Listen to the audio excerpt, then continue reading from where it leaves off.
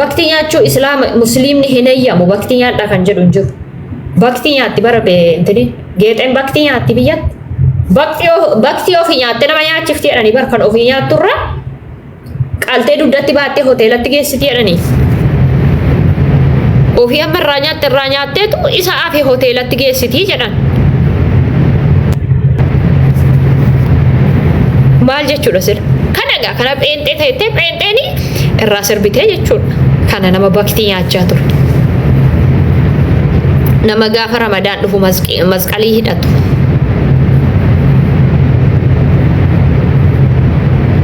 Waanuma irraa bareedu waanuma irraa jaallatamu tokkotu hin jiru. Wallaahi laazim. Mina mumti dhugaan qaree ustaazumti beekamaan ustaazumti guddaan masgiidii isa beeku. Ustaazumti guddaan sabni isa beeku. Ustaazumti guddaan bakkatti nama 10 qaraasisaa ture tokko dhaqee shaadaa qabate jira pheenxee bira. Jira. Abdusalaam nama 5,000 duran dhaabadhee salaachisaa ture jette. Gaafa pheenxee taatu. Ishee Abdusalaam ishee sangaa Harargeetii hattee badde sun nama 5,000 duran dhaabadhee salaachisaa ture jettee naani mana ustaaz Faraanitti. Qaray Quraana nan afaan Oromoo nan qara'ee jette. Inumaayyuu Quraana afaan Oromoo kurreefuu nu dhufa malee Quraana afaan Oromoo isayyuu dhufeyyuu appilikeeshiniin tiraansleeshinii isaa yoo hiikeyyuu afaan Oromoon hin qara'amu ammayyuu taanaan Quraan. Inni immoo yeroo sana afaan Oromoodhaan nan qara'ee jette nama 5,000 dura dhaabatee salaachisaa turetu Quraana qara'u wallaale gastii ustaas Faraanseene. Sobduudha jarri bar. Kan achi keessa jirtu sobduu kan bakkeeti dhufu sobduu. Sobduu batu barbaada bar. Bakka sobaa sobduu baddeema silum. Sigalee namni dhugaa barbaadu bakka sobaan deemu habadan. Bakka sobi jiru sobduu baddeemaan. Zistiru kun dhugaadha bar. Sobduun ol barbaaddi kontaaktii ol gooti bar. Magineettiin ishee wal harkisa. Kijibdu magineetti isheetu wal saabaa jechuudha.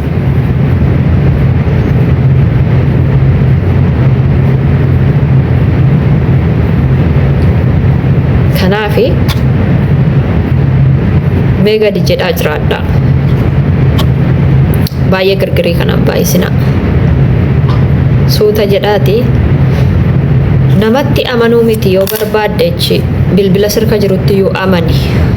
We don't care. Amantaan kan dhuunfaati. Garuu immoo amantaa namaa xiqqeessuun duraa innan qabadhee jiru amantaan itti amanaa jiru kunoo amantaa sirriidha. Amantaan aboon sun qabadhee jira. Amantaan ko kunoo tuqaatii qaba. Jedhiitu dura itti yaadi. Wasaka baattee waan ittiin si arrabsan kun taala tokko mataarra kaattee dhuftee nama in arrabsi. Sigala. Amantaan kan dhuunfaati jedheetu uummatichi zubaalaa makee kana waliin si kabajee si waliin jiraata. Atis kotota keessa sammuu keessa cufamaa isa furriin guute kana qulqulleessiti amantaa namaas namaa kabajii. Amantaa keessa Maartin Luuter dhoobee baxabbaxee bixxileessitti kenne kanas kabajadhuutu jiraadhu.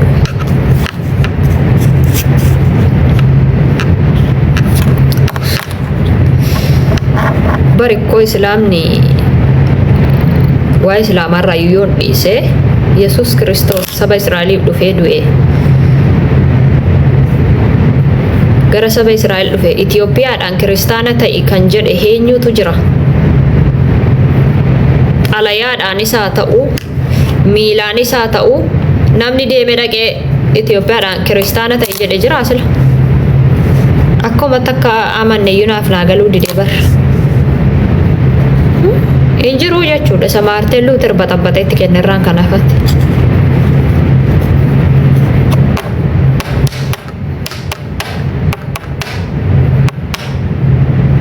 Yoo kabajamuu barbaadde dursi of kabaji. Toota of hin kabajin ani si kabajuu hin danda'u. Inumaayyuu abbaa barbaaddetti albaatee bartee hawwii biran fidin. ani utuuti goraadee mormarra na keesse teessuutaan muka hudduu keetti si cabsaa du'aa jechuudha. Si galee ani jechuudha sodaa kee biti osoo goraadeen kee morma kiyyarra jiru jechuudha. Osoo billaan irra keessa jirtuun akkati diqaalaa taateef akkati amantaa dhugaarra hin jirre sitti himaa jechuudha. Diqaalaa naan jettee dapheentee tokko waaqayyoo diqaalaatti amanaa diqaalaa jettee na arrabsite jechuudha. Barikkoo waaqayyoo keetiin kan diqaalaa jedhe sabanni keessatti dhalateedha. Nageenya yaati. Si galee atuu diqaalaatti amanaa diqaalaa namaan jettaa? Waaqayyoon kee diqaalaa akka ta'e diqaalaa jedhee kan arrabse koo Yihudoota bar. Warruma Israa'el sana warruma eessa isaanii Galiilaa moo eenyu isaanuma faata arrabsaa ture bar.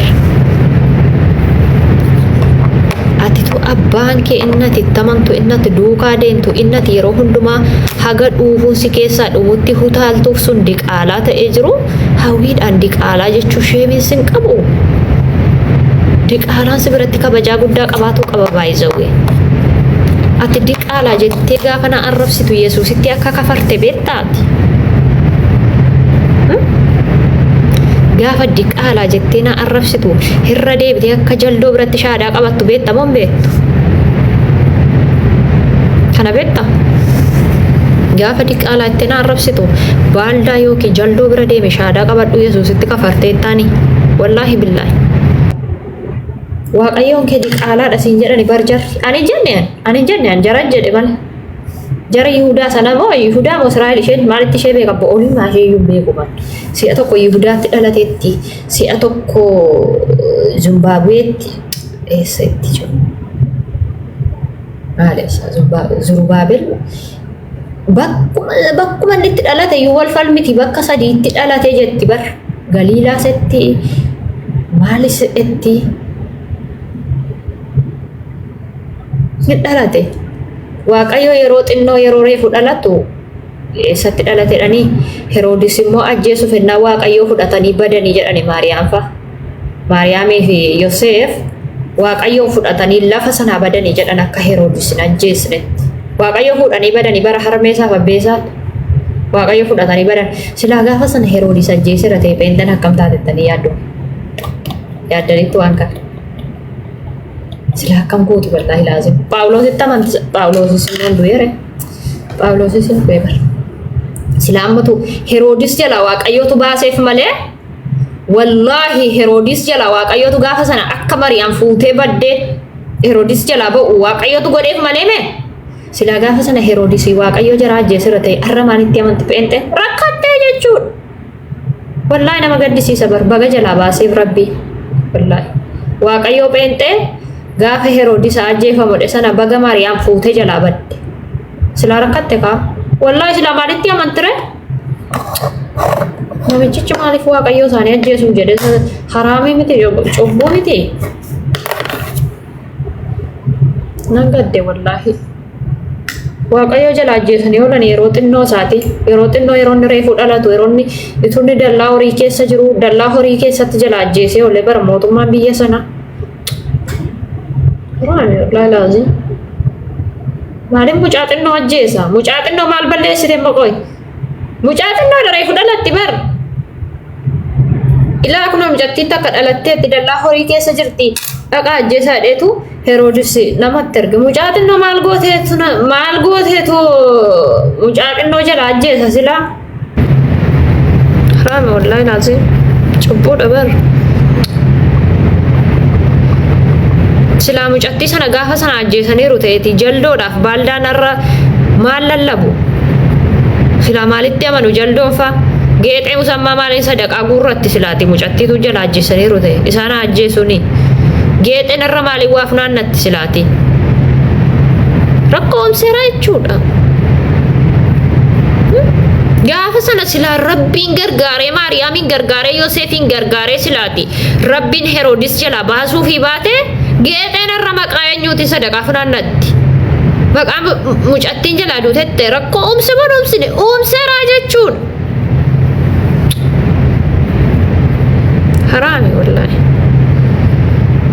ajjeesinaa kaase. Naman ajjeesinaa cubbuudhaani. Waaqayyo namaan ajjeesinaa. Waaqayyo nama maarsin goonaan ajjeeftan. Heroodis maal ta'een jedhe malee. Heroodis nagaadha ka. Wallahi nan gadde bar miira keessan gale. Wallahi miira keessan gale. Wallahi jaldoo karaattan bisee olee baaldaan karaatta fee olee. Goobanaan maalitti amana silaa?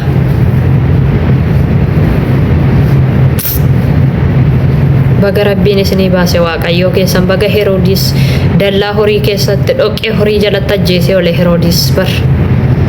Baga rabbi dhoqqee horii jalatti ajjeesee oole. Dhoqqee horii keessa dhamtire dhoqqee horii keessa jedha. Dhoqqee horii keessa waaqayyo dhoqqee horii keessatti dhalateetu ajjeeftee oolte Heroodis jechuudha. Dallaa horii keessatti waaqayyotu dallaa horii keessatti dhalate nu cubbuu keenyaaf jedhee hoo dallaa horii keessatti dhalate bar. Cubbuu keenyaaf jedheetu tikee birattiti saawwa gidduutti dhalate cubbuu keenyaaf jedhee waaqayyoo dhufeetu dallaa horii keessatti dhalate cubbuu keenya jechuudha. Erga inni dhufe dallaa horii keessatti dhalate erga inni dhufe faandoo gidduutti dhalate jannata galle warra jannataa taane nuti amma jannata keessa jiru. Abbani jannata keessa jira uniformii miti kun uffata warra jannataati. Ani jannata keessa jira jechuudha. Mana madaamis miti kun hammaama madaamii hin seenneen. Maaliif Yesuustu du'e? Yesuustu hammaama keessatti dhalate intinii keessatti shuusuma dallaa horii keessatti dhalate. Maaliif cubbuu koofi jechuudha. Ma cubbuu sakan? Addaam yeroo jalqabaa jannata keessatti uumame jannata keessaa bahee miire. Addaam jannata keessaa bayaafamee sababa Yohaaniif jedhe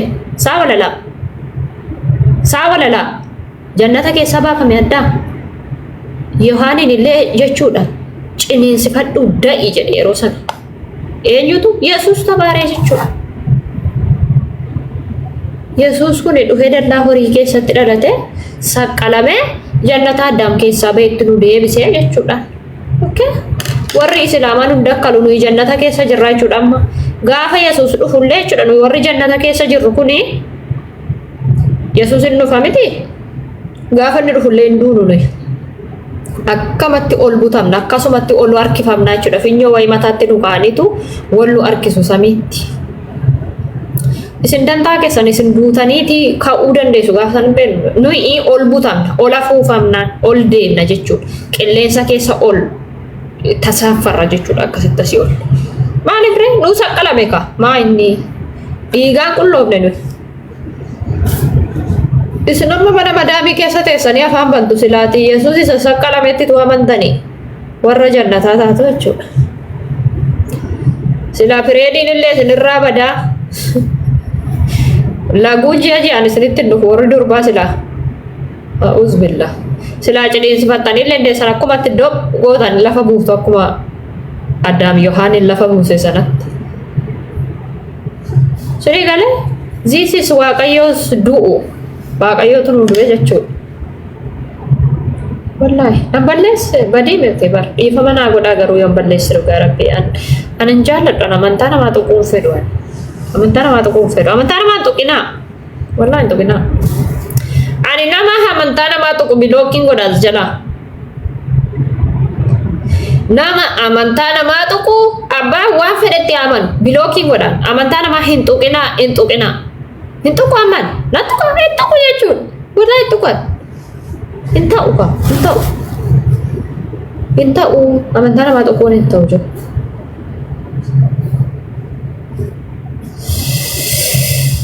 Mushkilaa.